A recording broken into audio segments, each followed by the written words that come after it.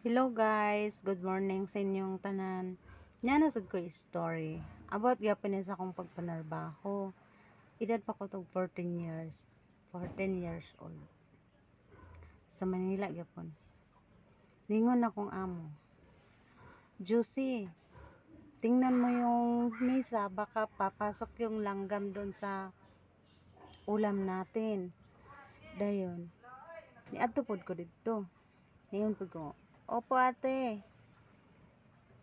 Pag ato na ko sa lamisa, siguro kung tanaw, ug nabay langgam gasulo dito sa lamisa.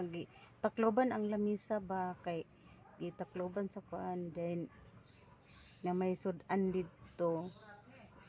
Siguro og lingi-lingi, siguro hangad. Aman dapit mo agi ang langgam ani nga kuan man. Sirado man, pati gate sirado. Tiugi langgam mo sulod.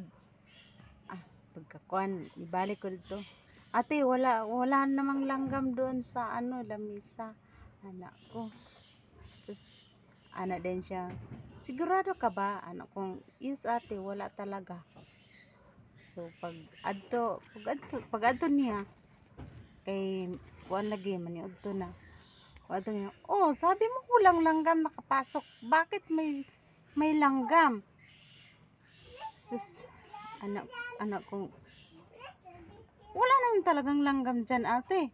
Ano siya, ito ang langgam. Bakit? Ano bang tawag sa inyo ng langgam? Anak kong, iba kasi ang langgam sa amin ate. Ang langgam sa amin, lumilipad. Lumilipad. Pero dito sa amin, gumagapang. Ito ang langgam sa amin. Ana din ko, yan pala ang langgam sa inyo ate. Sa amin, ang langgam lumilipad talaga. Makakain pa namin. Anak ko, katawa gud siya. Grabe gud niyang katawa.